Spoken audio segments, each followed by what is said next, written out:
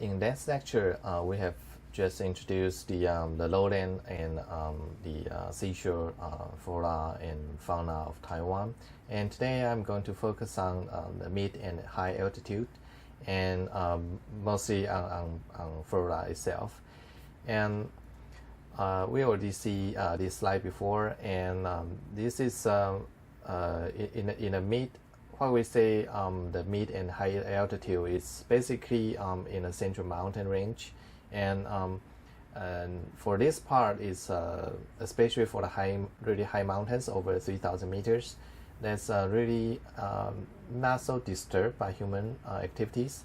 But in the middle part, the middle altitude, where we call it a cloud forest zone, that is heavily deforested for the logging in the past decades, and I will mention a little bit about that before later.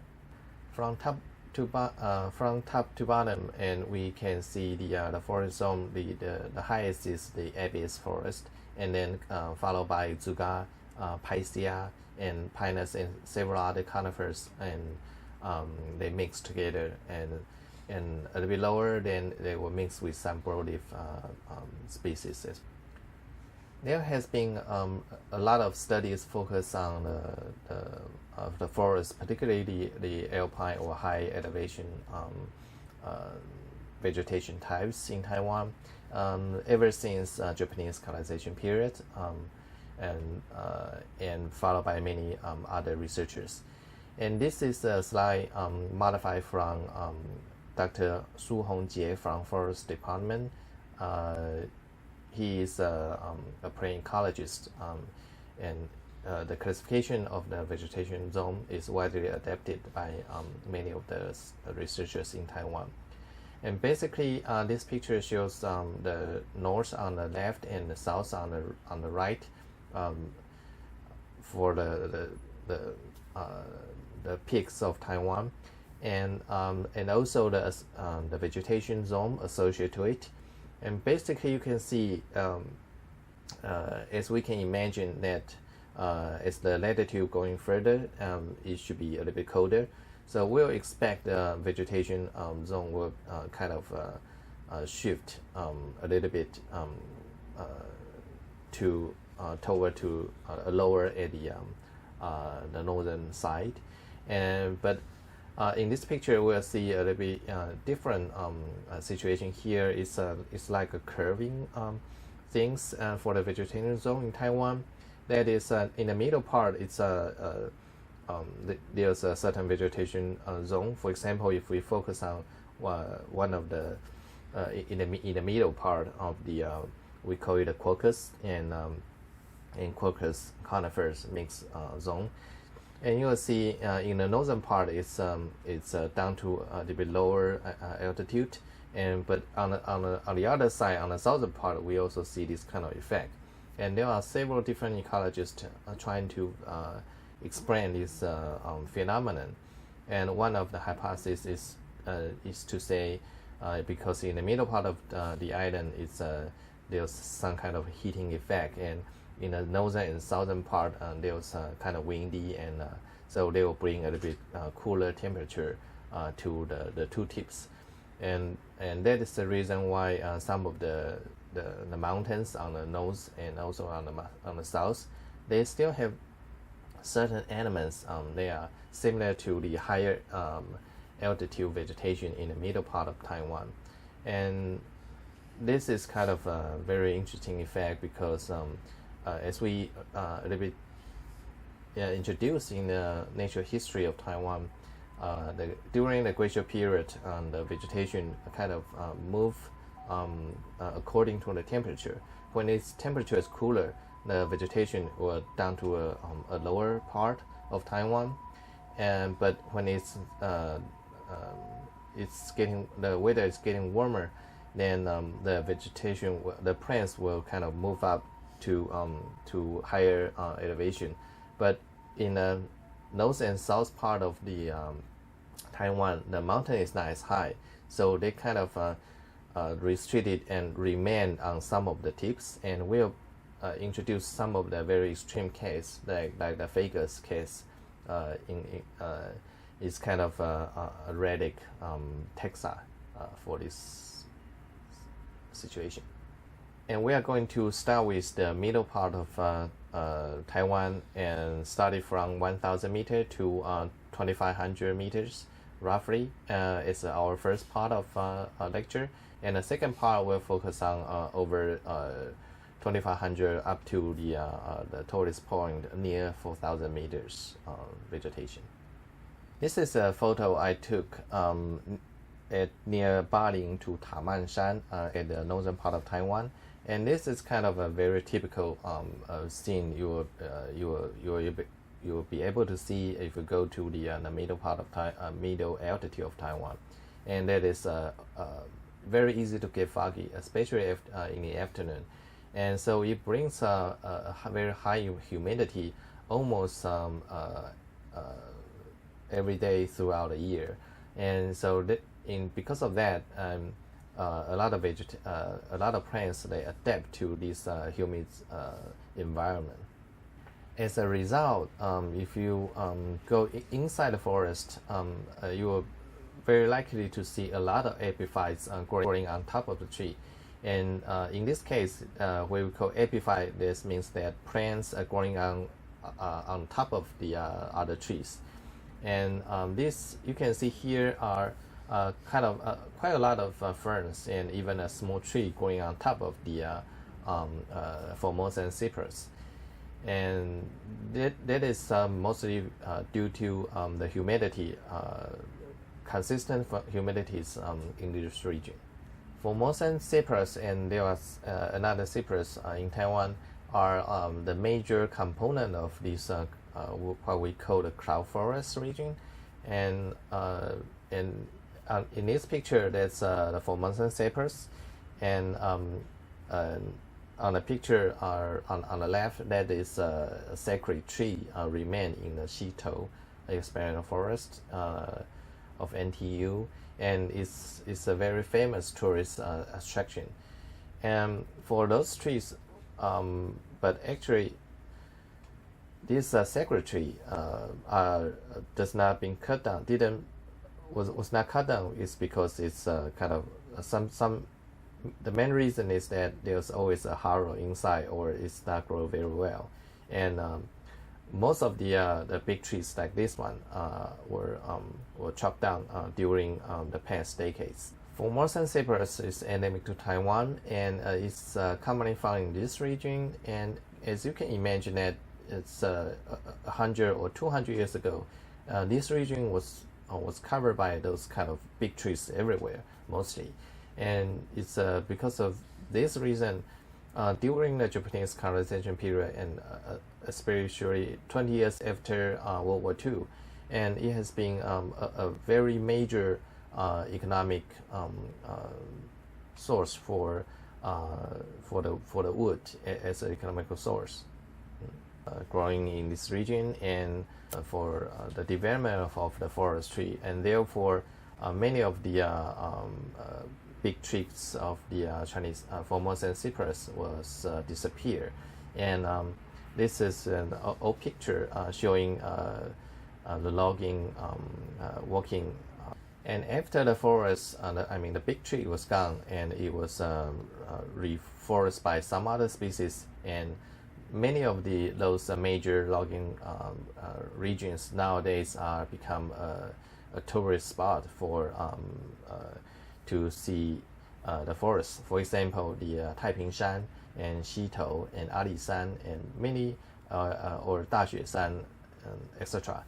And although we are still quite happy to go to the field and to see some of the natures, but actually it's not the original habitat anymore, because all the big trees are gone, and it was replaced by some other species, and it's uniform in the forest is just not the same as before. After that, we still see quite a lot of trees growing in this region, and I'm going to introduce some of those commonly found plants now. And this is a blue Japanese oak, but actually this species kind of growing from a much lower elevation to a little bit higher. So it's a very common species in Taiwan, and it's the acorn is also a major food source for small mammals and others. And we can also imagine that because of the high humidity, and there must be a lot of ferns and similar things growing in this region. I'll give you just two examples for introduce the ferns here. And this one is Osmunda bankiafolia. And this fern is kind of different from the others. It's one of the primitive ferns, and it has two different kind of leaves, and one is kind of normal greenish leaf, like the picture showing on the upper side, and it's there's some orange or brownish thing in the middle. That's the special leaves. They can have spores growing on top of it, and on the right side there's an enlargement of this kind of special structure. And the spores will release from those tiny sporangia, which means these the houses for the little spores.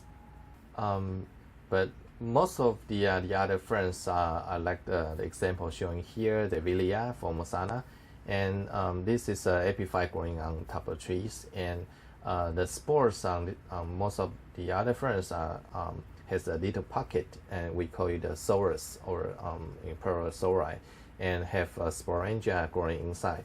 It's kind of protective structure for the spores. And next, I'd like to introduce one of very funny plants. Actually, that's we call it a biting cat, and Urtica thunbergiana. The reason we call it a biting cat is because well, it's not because it bites, but it has a lot of hairs on top of the leaf. If you try to touch it, and it's give you a very itchy feeling. Well, just like the poison ivy or poison oak, it's the same story. The toxin of the biting cats is a chemical which is acidic, and so because this plant is so common in along the roadside, it's very easy to accidentally touch it. And so if you did, and one of the solution is to find something to neutralize it, because it's acidic, so you have to find something is basic. And one of the things commonly found is the taro. It's you can cut the leaf and use the sticky sap from the taro and try to apply to the itchy part, and after a while it will neutralize the effect.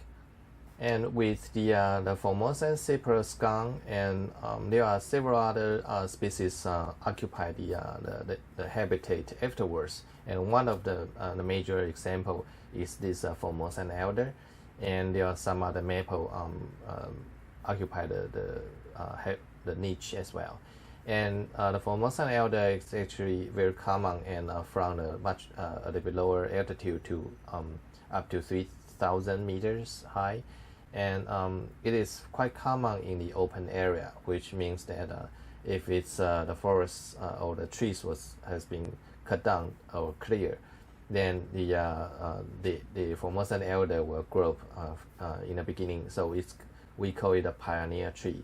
So it will first establish and grow very fast. Also, quite commonly on the open ground, you will encounter this legume. It's called a wavy teak trefoil, and it's from the genus Desmodium. It's most of the Desmodium in Taiwan are distributed in a lower altitude, and this is one of the few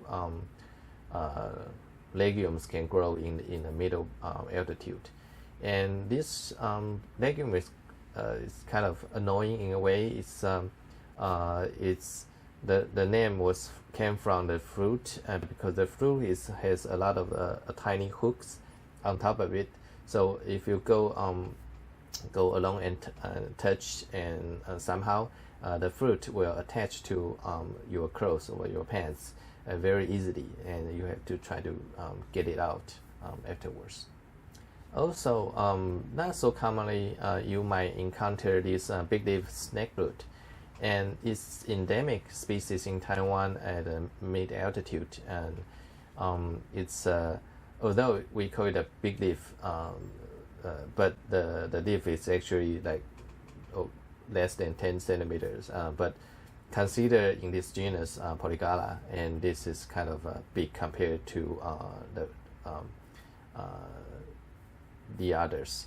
And it has a very peculiar flower, and it's bilateral. And on this picture, you can see there are yellow things in the middle. This is a sterile part of the flower, and this is for attract the pollinators. And like Formosa and elder, another commonly found trees here, replacing the new habitat, is the Formosan sweetgum, Leucodemba formosana. And this species is also can be found in South China, but it's commonly found in Taiwan, and right now widely cultivated. You can see in campus, NTU campus, and in Taipei City as well. And it has very nice leaves, but it's easily to be confused by the true maple. And but the flowers, of course, is quite different, and the fruit is also different. It does not have the maple the wings of the fruits. And the picture on the right showing the flowers. It has male and female flowers on the same tree, and the yellow things in the middle are the male flowers, and the pinkish things are the female flowers, and actually those are the stigma, the structure to capture the pollens. Formosan sweetgum also is the one of the very few plants that will change color in the cooler weather, and so in autumn you can see the sweetgum change the color to yellowish or brownish, but it never gets really red. And we do have a couple of maple species in Taiwan, but we do not have the cold enough temperature for those plants to have the bright red color, unfortunately. And here is another uncommon species in Taiwan. It's called oblong leaf eustigma, and it is from Hamadelis family, and it can also be found in South China or in East Asian region. And it is one of very interesting plant in that the flower has a very purple stigma, so that's why we call it eustigma. And there's a very distinct stigma for its flower, and does not have a very distinct petals or sepals in this case. And it is only flowers like 2 weeks, and if you miss the flower, you will miss it. And a lot of researchers have not seen it actually. So we have briefly introduced the middle part of Taiwan, the vegetation, and now I will focus a little bit on to talk about the northern part of Taiwan, because it has several peaks. It contains some unique plants, which is based on the altitude, it's not so common in this sense. So in particular, we'll talk about like the JER-MING Shan, and also Lala Shan or Dongyan Shan. And this is a picture of Qixing Shan, the highest peak in Taipei City. It's in the JER-MING Shan National Park. It's about 1,000 meters tall, so it's not really high.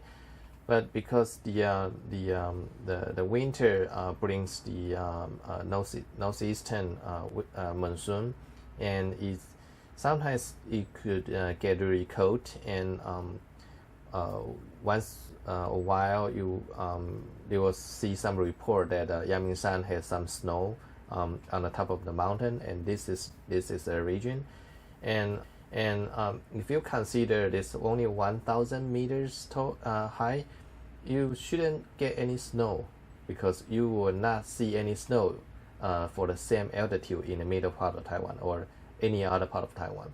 And so this brings its a very unique habitat for this whole region, and also it's the base is volcanic, and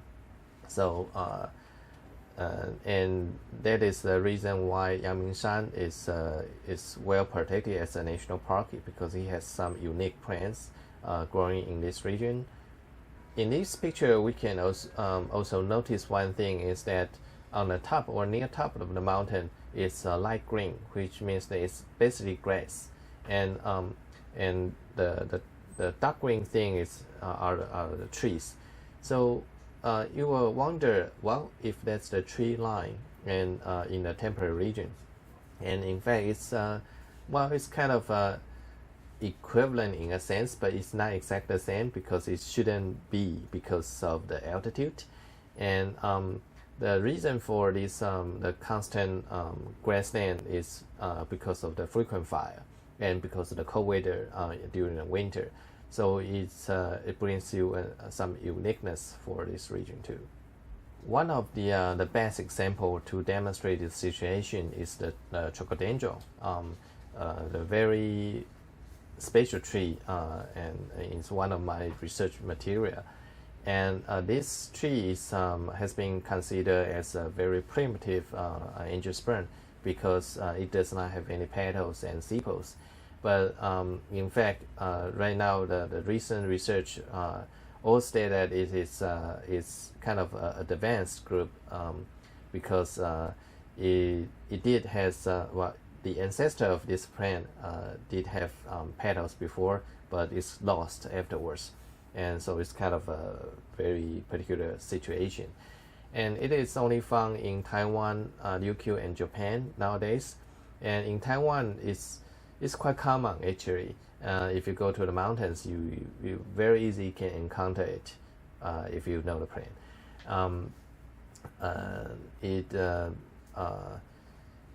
Its distribution is in the middle part of Taiwan is mostly 2,000 to 3,000 meters, so it's kind of high. It's in the cloud forest region, but in the northern part, especially in the Yangmingshan, it can grow as low as 500 meter and to 1,000 meter, and it never gets this kind of low in the middle part of Taiwan. The flower of chocodendron it's actually quite beautiful, although it does not have any petals, but it's still give you a little bit shiny appearance because the surface of this the middle part, that's the carpel of the flower, release some of the nectar, so it gives you a little bit shiny appearance, and the purpose is to attract pollinators. So you might wonder if a plant without any petal or any showy parts, it might be wind pollinated, but actually it's not. It's insect pollinated for chocodendron, and you will see some of the large mosquitoes or some other webs, and will fly and try to lick the surface of this carpel for the nectar. Another example is this Datun maple. It's Acer calcamii, or sometimes it's another name. And this is a species mostly distributed in the mid-altitude, in the middle of time. But in Yangmingshan, you can also see this plant. And in this picture, that's the flower. And on the lower left, it's kind of give you a feeling because the day I took the picture, it's actually very, very cold and humid, and so my students are all well covered that day.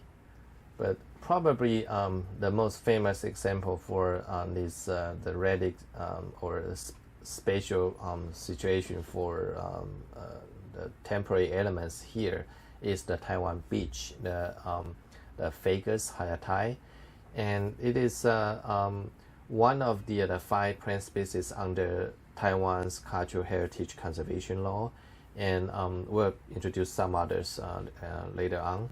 And Taiwan beech is restricted to only several small peaks on a mountain, and there are 2 large populations in Taiwan. One is in Lalashan region, the other one is in Tongshan, which is only being discovered not so long ago, maybe a couple of years ago, and by a group in Yilan.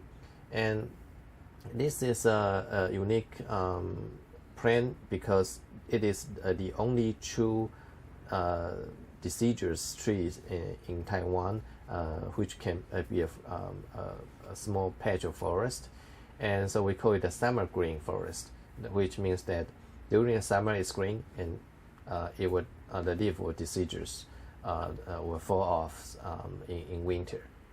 This picture was taken in Cuifeng Hu near Taipingshan, and this is a region also has a lot of fogs every day in the afternoon, and so it's also quite humid, the whole environment.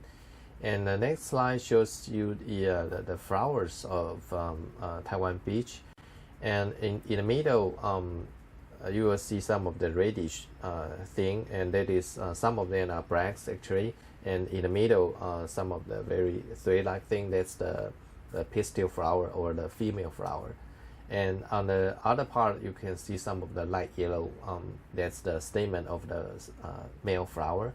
And so it is also a monoecious flower, and is very common in the family, the Fagus family.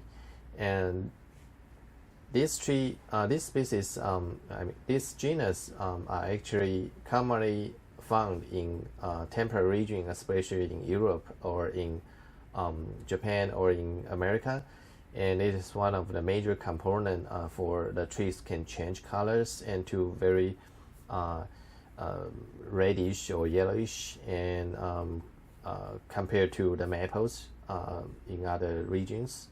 But Taiwan beech in Taiwan is the reason why it's protected is because it's we only can find big trees on this region, but we don't really see seedlings. We see very few seedlings in this region.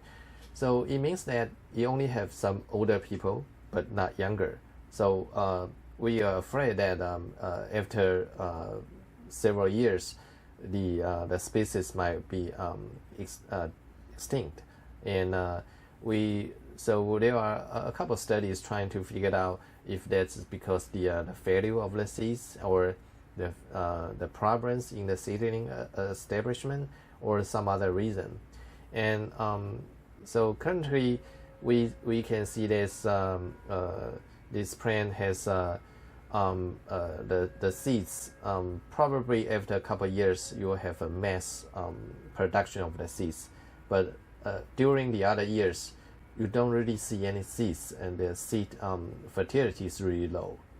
And Taiwan beech is also a host of many unique insects. One of the very famous one is a hair-streak butterfly, and it's named by Yufeng Xu. It's a professor from National Taiwan Normal University, and it's the species epithet is called Kwafu. That's one of the Chinese ancient legend, and the caterpillar only feeds on Taiwan beech, but nothing else. So so that means that if Taiwan beech disappear in the future, then everything associated to it will disappear too. Next, I'm going to introduce several other species is commonly found in a little bit higher altitude, from 2,000 meters. And the first one is Formosan hemlock, and it is an endemic species, a conifer, a big tree with the trunk always have expanded, but compared to many other conifers commonly found here, it's a bit different. So it's very easy to recognize it from the field. Also, another very famous conifers can be seen is Taiwania, Taiwania cryptomereoides. And the genus name is after Taiwan, so this is a kind of a very famous discovery before. But after a while, it was found that Taiwania also exists in South China and even northern Vietnam, probably. And so, but the species are still remain different. The one in Taiwan is different from the others. So it is still endemic to Taiwan, but there are several studies trying to figure out the actual relationship between the population or species in China and the ones in Taiwan. Compared to the Formosan hemlock, Taiwania, the trunk is very straight, you can see. So it is a very nice wood in forestry industry. So several of the big trees has been cut down as well, but right now basically they are mostly protected in the middle altitude. Now we can see some of the beautiful flowers, and the first one is the round-leaf viburnum, and this is one of the viburnum species. Has two different kind of flowers on the inflorescence. In the peripheral or the surrounding of the inflorescence, you can see some of the whitish things, and these are actually enlarged petals for each flowers, and the normal flowers are in the middle, and the outer ones are actually sterile. And next is the five-leaf coptis, and it is quite common, well, not so common, but it's very easy to spot it in a forest floor, and it's a very tiny herb on the ground, but it has some beautiful flowers, and the five yellow things are actually staminoid, and it is not fertile, but it has some nectar associated to it. And on the upper side of the picture, you can see the fruit of this species, and we call it the follicle type of fruit, and it's the seeds are inside with an opening right now on the picture. And there are several species of orchids in this region. Well, because it's high humidity, the orchids like it. This is Goodyeria foliosa, and it can be found in the middle altitude below 2,000 meters. And this species is kind of common and also can be found in South China as well. And Pyrus taiwanensis is a small shrub, and it has very beautiful flowers on the hanging flowers, and with small opening at the bottom of on this picture. And it's kind of common in Taiwan from lower altitude, from 800 meters, but up to 3,000 meters, you still can find this plant. And it also can be found in outside Taiwan, like in China too. And this plant is called Taiwan Ma-sang, and or the Ma-sang Dipholove. And this Corearia is a very unique genus compared to the others, because it has some scattered distribution. It's in the mountain of Taiwan, but it's distantly can be found on several high mountains in the tropics, like the Kinabalu, or a little bit further to New Guinea. So it has a very peculiar distribution. But the name for the Dipholove is due to a legend from Aboriginal people, in that if there's the legend say, if a young couple they are in love together, but their parents prohibited them to be together, then one way for to find a poison to kill themselves is to look for this plant, and if you eat the fruits together, then you will certainly die. So that's how the name Die for Love came from. So don't try that if you. And next is mountain hydrangea, and this plant is quite common if you go to the like Suyako or some other regions, and it never grows in a very large patch, but once in a while you'll find one individual here, and after 50 meters you will find another big tree, and the inflorescence are like viburnum we just introduced a little bit earlier. It has some of the beautiful flowers on the peripheral, on the outer region of the inflorescence, but it's different from viburnum in that it's the whitish part on this plant is actually enlarged sepal, but it's not enlarged petal like viburnum. And here is a close-up picture for the inflorescence. The white thing here, it's you can see that's the sterile flower, and the fertile flower are purplish, and it has a very deep purple stamen for that. And on this picture you can also see a greenish thing in the middle. Can you guess what it is? Well, it's a crab spider, and the crab spider are one of the spider that very likes to live on inside the flower or on the surface of inflorescence, and it will try to catch the pollinators and as their food. Another common herb you can see in this region is the tar lily. In this picture we see the Formosan tar lily, and it has a very beautiful flower with some dots on its petals, and it's the stamen and the stigma, the sexual part of the flowers also very showy. And on the bottom of the flowers, it has a swollen structure we call spur, and that's to store the nectar for the flower, and that is the reward for the pollinator. So the pollinator just go over to the flowers and trying to suck out the nectar, and in the meantime the pollens will be deposited on the back of the pollinator. And over here we can see an example for we call it the nectary rubber of the flower, and showing the bottom half of the flower, you can see a big hole on it, and that is caused by sometimes a bumblebee, and sometimes some larger ants. They will cut through the outside of the petal and try to steal the nectar from it.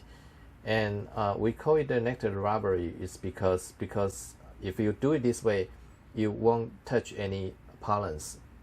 That means that you will not do any pollination for the flowers. So we call it the robbery. And also we can see some very special plants and but very beautiful plants. And this one is Indian pipe. This species is also found in some other regions too, and we call it a micro heterotrophic plant. Is because the plant itself is just a flower, and it does not have any leaves, and it does not have any green part, so it could not do any photosynthesis. And so in order to obtain their nutrition, they need to rely on the symbiotic fungi and the other trees. So we call it a myco-heterotrophic. Myco means fungi, the mushrooms like thing, and this is we call it the in Chinese name 水晶兰 means a crystal orchid. This, I think the name is beautiful than Indian pipe, although Indian pipe is kind of very catchy too. Next is a very interesting plant called Barnaphora laxiflora, and Barnaphora is a parasitic plant. It's also non-photosynthetic. It does not have any leaves or greenish part. In this taxa, it's dioecious, means that it has male and female flowers on the different individual. On the left, that's the male flower, and the white thing you see is the pollens, and the male flower is kind of big on the surface, but the female inflorescence has a very tiny female flowers, and all of the female flowers does not have any parts except for ovary, the female organ, and the inflorescence are like only maybe 15 centimeters long, but it could contain hundreds of thousands of flowers on top of it, and in some cases, one report they even record over 1 million flowers on the inflorescence, but I don't know about that because I never counted and myself, and it's more or less not so common parasitic plant, but one of the reasons for the uncommonness is because the local people, they collect it as a Chinese medicine, and so I think that's the main reason why you don't see it quite often, but you should see it, and if you look closely. We have introduced two conifer species in previous slides, and conifers in Taiwan are actually a very important component for the flora, and this is a tree for the conifer families all over the world, and in Taiwan we can see 5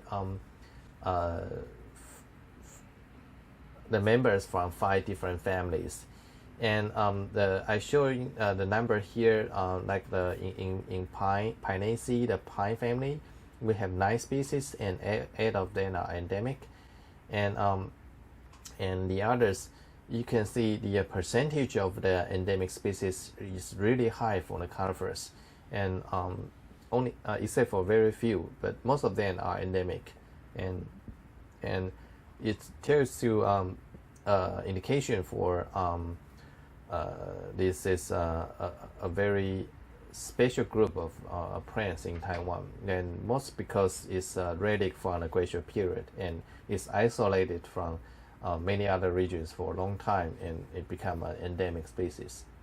I'll give you 2 examples for some of the very unique endemic conifers in Taiwan. And the first one is Candelaria davidiana, variety Formosana. It's the species itself is you can find in other countries of Asia, but the variety in Taiwan is endemic, and it is very peculiar in that the plant can be only found in 2 regions in Taiwan, and one in Pinling in the northern part of Taiwan, and the other one in Fangshan in Taidong, and that is really far from each other, and we can see mostly large trees, but only very few small trees. So under the IUCN status right now, it's listed as a critically endangered species, and it is one of the 5 plant species under cultural heritage conservation law in Taiwan too. And this is the picture I took from Pinling, and this is the female cone for the Candelaria, and in the middle and lower part of the picture, you can see the seeds inside the cone is about to be dispersed,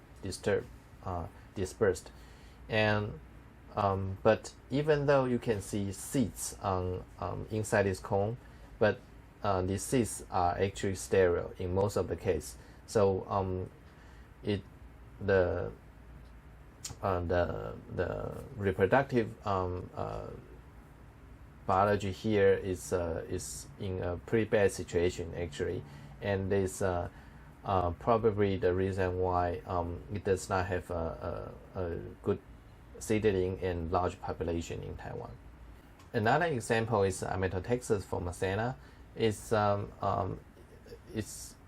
only can be found in the southern Taiwan, about 1,200 meters, and it has a very distinct seed cover on the surface, and it's very flashy for that part. So it's likely animal disturbs, and it's listed as endangered species too. And again, that is one of the 5 plant species under this heritage conservation law.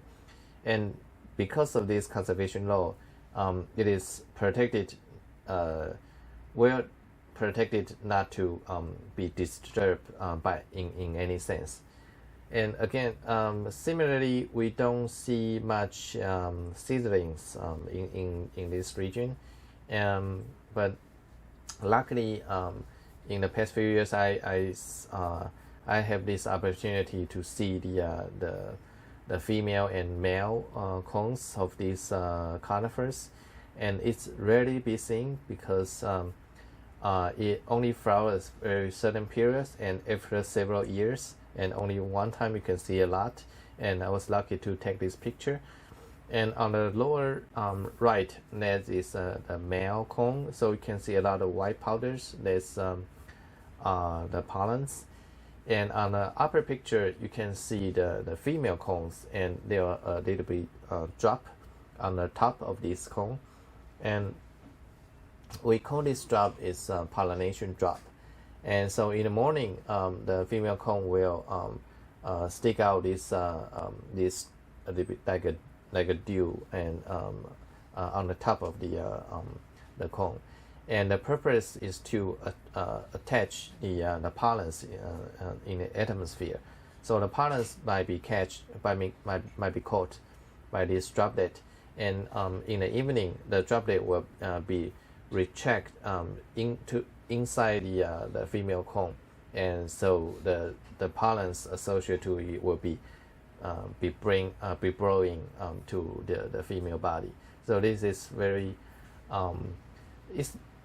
it also can be found in other conifers, but I just think this is really cool pictures here. On the surface of the leaves, you can see a lot of the brownish spots on the surface of the leaf, and they are more likely some of the algae, and this tells you the situation of the habitat for this Ametotexas, in that it's very, very extremely humid, and in fact, it's the day I went, one of the trip I went there, in the morning it's a clear day like the top of the picture, but in the afternoon it's suddenly become very foggy, and it's so foggy and so humid. The place we call it a 净水营. That means it's totally soaked camp. It's so it's basically a camp in the water. So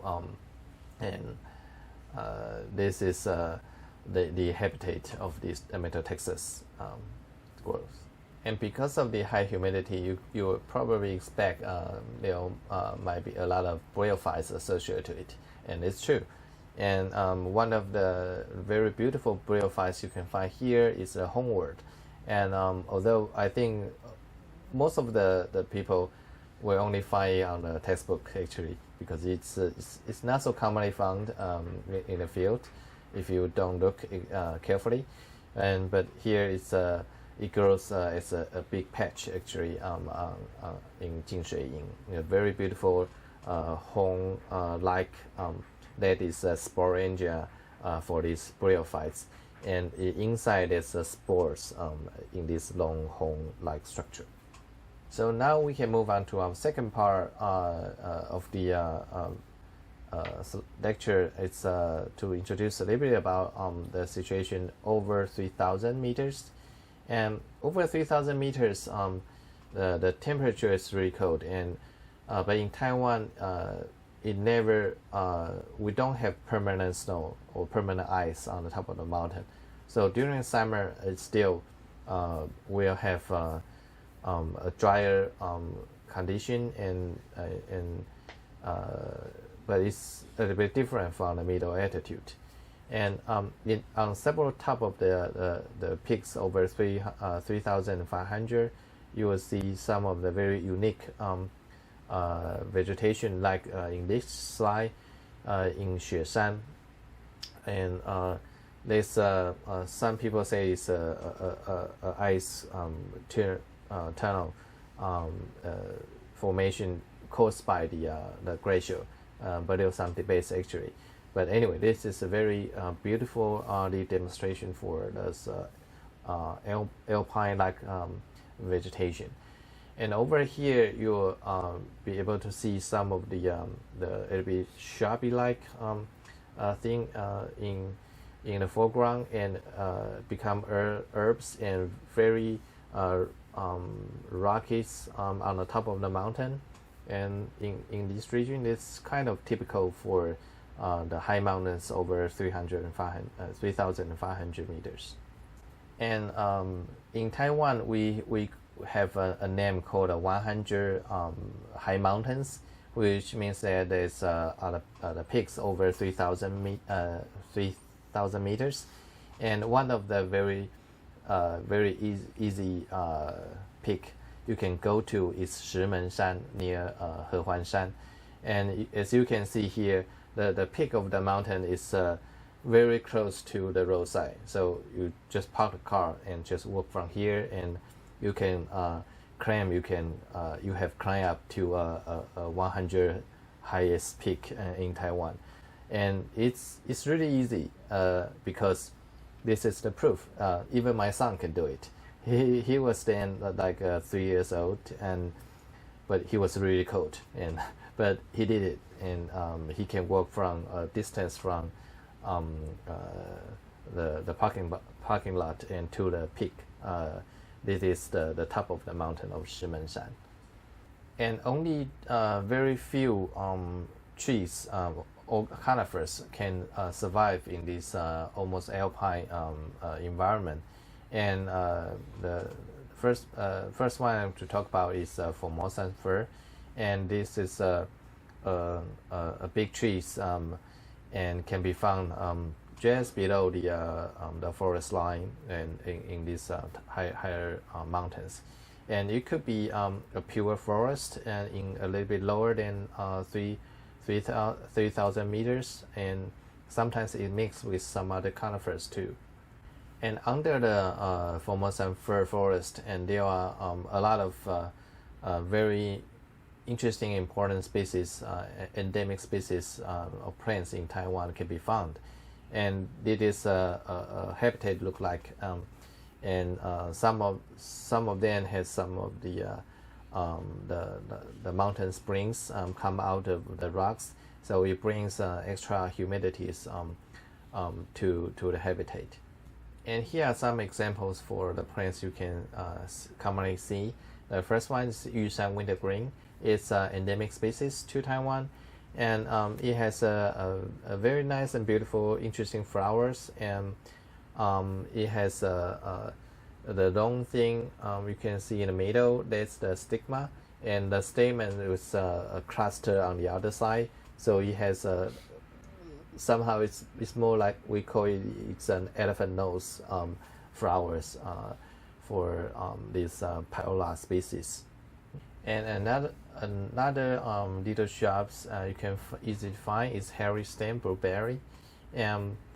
This variety is endemic to Taiwan, although the species itself can be found in Asia, different part of Asia. And I like the flower it's because it's the petal curved back after it was open. So when it's unopened, it's like the one on the right of the photo, but when you open, it's just curved back and very delicate looking for the flower. And also, Yushan carnation is can be easily found, although it can be grow a little bit lower altitude to 1500 meters, and this is endemic species to Taiwan as well. It has very bright and large flowers on the roadside. And if you go to really high mountains over 3,500, and like Nanhu Dashan, Xueshan, Daba Jianshan or Yushan, and in those regions you will see a lot of very interesting plants which are endemic, and over 70% of the plants in those regions are endemic species. And but for the others are actually have very particular distribution in that it's adapted to the cooler or temperate region. So its counterpart is usually in Himalayas. So because in south east China there's no high mountains at all. So the only counterpart of the Taiwan's flora here is in Japan or in Himalayas or in Kinabalus down to the Borneo.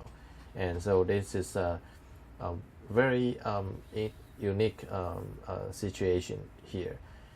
And this is a view from the top of Nanhu Dashan, and see the rock formation on the top of the mountains. And the other big tree can be found in this region are juniperus, rhododendron, and some berberis. And the biggest one is the high mountain juniperus. And Juniperus squamata is the example I just mentioned for has a distribution from Taiwan to Himalayas. So it does not happen in the middle part of in between, but you can find this trunk distributed from in these two regions. In Taiwan, you can find only over 3,000 meters, and especially on the top of the mountain, you will very likely to see this kind of habitat. It's all crawling very close to the ground, and so it has very beautiful like bonsai-like structure for the branches. But if the reason is because it's very windy in this region, so it cannot grow any taller. But for other regions, if it's not so windy, you will see the very same species can become a forest and grow very straight. And this is Cui at Xueshan, and it is kind of a shadow area for does not have much of the wind, and the same species can grow to up to maybe 10 or more meters tall. So sometimes you may wonder if that's the same species or not, but it is indeed, they are the same species. And another tree or shrub you can easily find here is a rhododendron, Pseudocrescensen, or the high mountain rhododendron, and it is actually a species complex associated to the Rhododendron mori and Rhododendron lancotasiensis, and there are some variations, but there are some intermediates in between. But anyway, the whole group are endemic to Taiwan and only can be found in areas higher than 3,000 meters. And in most of the cases, they are the tallest tree aside from the juniperus. And another woody species you can find is Yushan barberry. It's Berberis morrisanensis, and it's again another endemic species in Taiwan, can be found only in high mountains. It has a very beautiful yellow flowers and reddish fruits, and as you can see on the picture. And now I'm going to introduce some of the herbaceous species, and the first one is Nepal's pearly everlasting, and based on the name, you know it's also found in Nepal. And it's again another example for the trunk distribution for the plants from in Taiwan in the Himalayas. And it's in Taiwan, it can only be found in over 3,000 meters too, and but the same species can be found in Nepal. And here are some of the examples from the endemic herbaceous plant. It's Nanko-Taisan fireweed, and this can be only found in several small peaks in the northern part of Taiwan, and it has a very large flower compared to the leaf, and the name is applied to this Nanko-Taisan. And here is an example. I think I mentioned before. It's the Nanko-Taisan milk veg, Astragalus Nanko-Taisensis, and it can only be found in Nanko-Taisan and several nearby peaks. It's endemic species, and it's a legume. So this is a small research I did a couple years ago. Trying to study.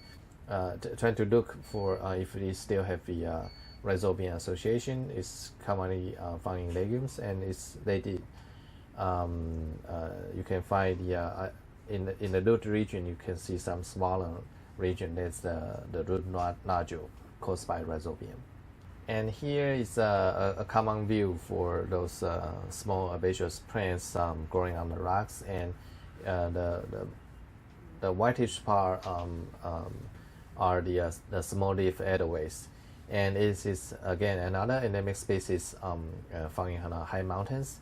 And I like the flowers a lot because if you have a close-up, you will see it is ester family, so it means that the whole thing is inflorescence. It's a lot of tiny flowers growing together like sunflowers, and in this case you will see the flowers cluster in the middle, and there are a few flowers has some openings and has the yellowish interior exposed, and but the bracts on the base of the inflorescence has a lot of hairy things covered on the surface, and it has a very nice touching feelings. And so and it's basically it's to protect it from the low temperature. And here is mountain gentiana. Really like to grow in this rocky region, and also endemic. It's can be found in a bit wider range than the others. There are several similar species of gentiana can be found in high mountain too, and this is just one of them with yellow dots. Brown dots on the yellow flowers. And the high mountain ladybell is endemic to the subspecies endemic to Taiwan. Can be found from mid to high altitude too. It has a very big flower compared to its the whole individual plants, and most of the other Adenophora, the same genus, has a much smaller flowers. So this is very easy to recognize from the field. And those high mountains are really a treasure place for botanists or anyone who love nature. And so I really like to go there, and my students also likes to go there. And in this picture, in the middle part, there are two students, or actually three, are walking and trying to take pictures of the plants. And here is a close-up. You can see how dangerous they are, and but botanists are fearless, and as long as we can see the beauties, and nothing can stop us. There are several species, endemic species in Taiwan in the high mountains who are really endangered, and this is one of the examples of the Morris buttercup and endemic species, and only found in Xueshan and probably in nearby peaks. And in this the main peak of Xueshan, we can only find less than 15 individuals on the mountains. So it's really rare. It's we can say it's almost went extinct, and but it's still there, and I have seen twice, and they still strive to survive. And I think as long as not much people disturb them, and they can be there for a while. So overall, the high mountains are the most precious part of the treasures in Taiwan, in my opinion, and it's without the human disturbance, it still remain quite a nature region, especially protected by these national parks and some of the nature reserves. And some people they'll claim to want to have a super highway run across this region, but I hope not, and because the human disturbance will only bring some bad things to the nature, and but again, this is to go to the high mountain is not that easy in Taiwan, but it's not that difficult. It takes a few days to go there, or some people they can just run through it if you travel really light, and in 1 or 2 days you can go to the top and come back. And but the management of this protected area is still needs to be worked out in many sense, because many people want to go there, but we at the same time we don't want too much human interference associated to it. So there's the balance to it is quite difficult. But so far it's in the current circumstance and under inside this national park, I think it's still well protected in a sense, and I hope all of you will have the chance to go to the high mountains, especially those peaks over 3,000 meters, and they are the most beautiful parts if you like to see plants in Taiwan.